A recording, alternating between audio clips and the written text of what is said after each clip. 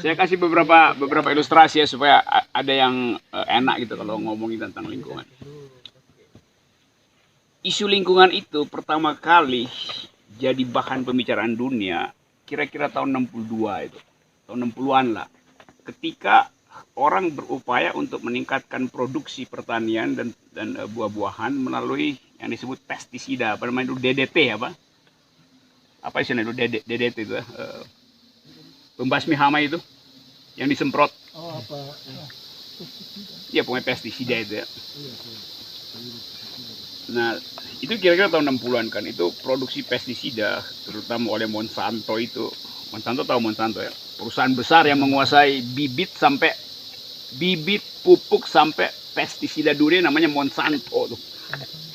Jadi dia kuasai benih, dia kuasai kimia tentang racun, dan dikuasai cara untuk menghidupkan ulang. Jadi dia monopoli kan. Artinya kalau kita beli dari dia bibit, sebetulnya dalam bibit itu udah ada bakteri. Karena nanti pembasmi bakteri dia juga yang jual gitu kan. Nah itu lingkungan mulai protes karena macam dia memonopoli itu Monsanto namanya. Nah satu waktu di tahun 62 ada seorang dosen di Universitas Ohio di Columbus itu. Bayangin dulu nih, Columbus itu negara bagian di Amerika itu. Di situ ada universitas punya pemerintah namanya Ohio State University itu. OSU itu. Banyak orang Indonesia di situ. Saya berapa kali kasih kuliah umum di situ. Nah biasanya mahasiswa Indonesia kalau kos-kosan di situ kalau udah nggak ada uang, dia dampingi orang Amerika yang suka mancing. Itu banyak danau-danau di Columbus itu di Universitas Ohio. Orang Amerika itu mancing itu cuma sekedar ingin mancing. Dia nggak akan goreng ikan itu. Mancing dia taruh di sebelah sini. Nanti musuh Indonesia ambil, pergi dia goreng. Karena orang Amerika yang makan ikan dia nggak bisa makan pakai tulang, selalu pakai file aja kan yang udah dibersihin. Jadi dibuat apa dia ikan mas itu mah, pokoknya udah pancing dia taruh silakan ambil, musuh Indonesia ambil. Ini ilustrasi kecil lah. Nah di kota itu dulu tahun 62 tuh ada dosen namanya Rachel Carson, perempuan. Rachel Carson. Satu waktu dia bangun pagi di musim semi dan dia bingung kok nggak ada burung bernyanyi, nggak ada tweeting, nggak ada Twitter, nggak ada ciut burung tuh nggak ada. Dia mulai bertanya secara akademis, dia bertanya kenapa nggak ada burung justru di awal musim semi. Buah-buahan mulai muncul tapi burung nggak ada. Lalu dia kontak temennya yang ahli kimia tuh. Lalu mereka riset. Akhirnya mereka temukan bahwa burung-burung itu meninggal semua setelah makan buah-buahan di banyak kebun taman-taman di Ohio. Buah-buahan itu udah disemprot pakai DDT, pembasmi hama. Nah si burung itu kan nggak tahu bahwa apel itu udah dikasih DDT racun, maka dia makan burung mati itu. Nah fenomena itu kemudian dia tulis dalam buku yang judulnya dalam bahasa Inggris The Silent Spring. Bahasa Indonesianya Musim Semi yang Sepi itu. Nah buku itu jadi buku heboh satu dunia, diterjemahan terus banyak dunia, tinggal kalian cari di internet buku itu. Indonesia, jadi polusi Indonesia dibeli oleh Eropa tuh. Eropa bisa bilang jangan bakar hutan dong, nanti kita bayar deh. Tetapi kemudian pemerintah akhir-akhir ini terus melakukan atau mendiamkan pembakaran hutan karena kebutuhan finansial buat babat lagi hutan buat jadi kelapa sawit. Kan itu sebenarnya melanggar prinsip Helsinki, Rio de Janeiro, dan Paris Agreement itu. Jadi pemerintah kasih alasan ya karena kita masih butuh mengeksploitasi sumber daya alam. Itu yang buruk dalam pengertian pemerintah buta huruf terhadap grammar baru dunia, yaitu Environmental Act, tata bahasa baru dunia. Sekarang lonjakan isu itu berakumulasi pada peristiwa sebulan lalu ketika Greta Thunberg itu, anak muda umur 15 tahun dari Finlandia, membuat aksi massa aksi betul yang mengumpulkan 200 sampai 300 juta orang sedunia untuk sama-sama lakukan yang disebut climate strike. Demo lingkungan tuh berlanjut di mungkin 50-60 negara tuh. Sehingga si Greta ini dapat penghargaan dari majalah Time. Majalah Time biasanya kasih Person of the Year setiap tahun tuh, siapa tokoh dunia.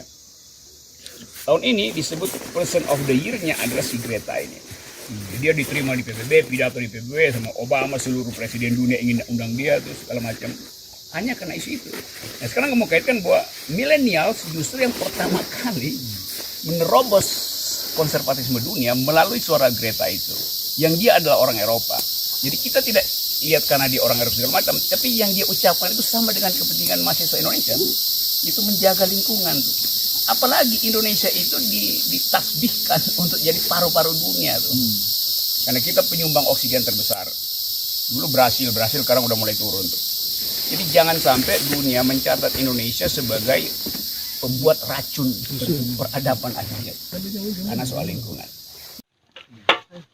Terus tambahin lagi tuh, basis kita adalah social justice.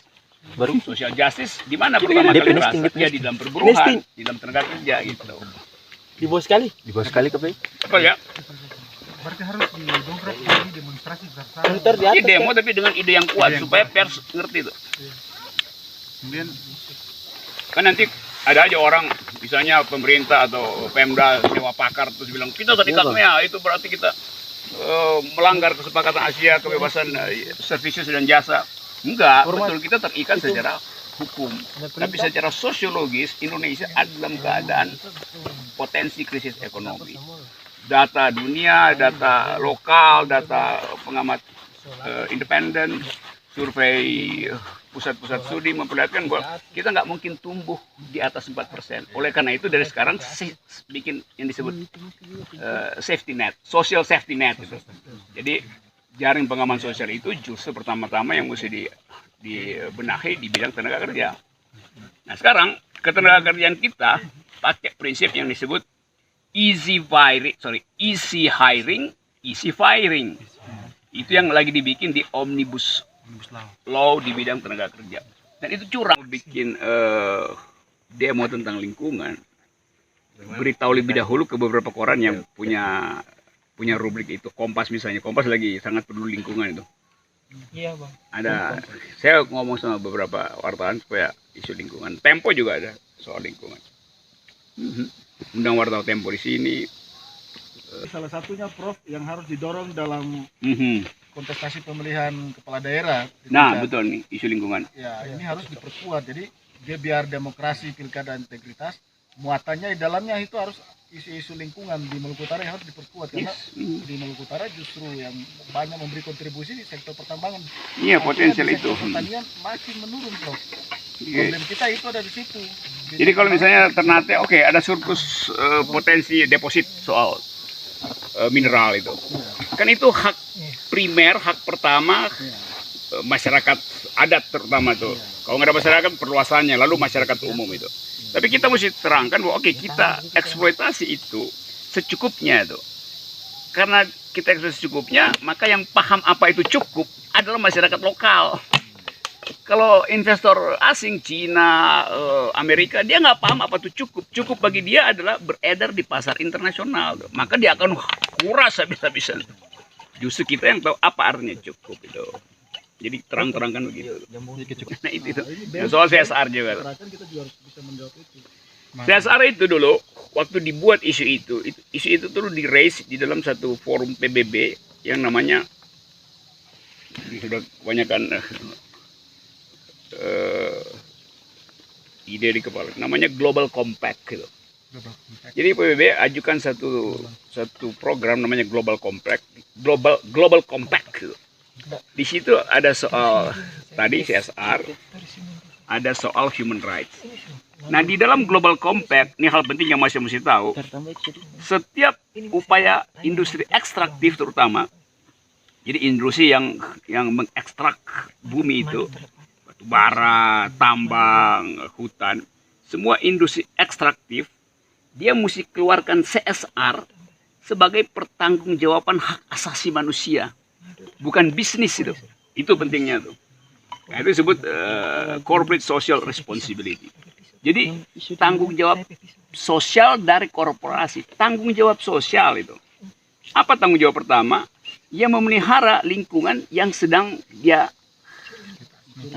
eksploitasi dengan asumsi secukupnya itu. Jadi jangan dibalik, kalau korporasinya guyur CSR maka dia boleh ambil lebih banyak lagi. Enggak begitu pengertian CSR. Terbalik-balik tuh. Justru karena dia bertanggung jawab, maka dia tahu apa itu adil secukupnya.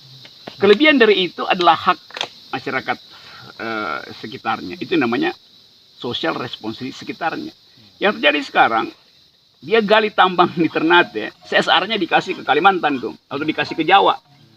Karena misalnya ada ormas di Jawa yang minta tuh, maka oke, kita kasih, dia pamerin bahwa kita udah kasih. Bukan, itu hak masyarakat di sini, bukan di luar daerah itu. Jadi mesti jernih dia soal-soal. Nanti kritik kita. Terima kasih ya. Kritik kita itu sudah dalam Oke, boleh Madu. Jadi BEM mesti baca itu sebagai sebetulnya ada persekongkolan diam-diam antara pemberi izin pusat itu. Dia tutup mata aja dengan daerah karena kesamaan partai politik misalnya, kesamaan pencalonan. Jadi beban pilkada itu dibebankan ke situ. Jadi semacam ijon izin sebetulnya. Itu di mana-mana begitu terjadi dengan mengandalkan prinsip otonomi daerah, kita atur sendiri itu. Padahal kalau kita pakai prinsip itu tanpa ada tuntunan tadi global compact, ya si korporasi akan memanfaatkan ketidaktahuan universitas daerah tentang global compact. Jadi misalnya begini, ada perusahaan asing, dia eksploitasi di sini. Kita bisa lapor ke perusahaan pusatnya di sana, di Amerika. Dan dia akan diperes oleh pemerintah Amerika bahwa Anda melanggar prinsip global compact. Bikin yang disebut class action internasional, sorakan ke Indra. Itu ketakutan si perusahaan di sini. Nah karena kita nggak tahu, dia suka-suka aja kan di sini. Sama kalau satu mining industri besar lakukan kekerasan terhadap buruh, itu dia ditegur di korporasi pusatnya di Amerika, dan dia akan ditambahin penalti itu. Dia mesti bayar mahal itu. Soal begituan itu.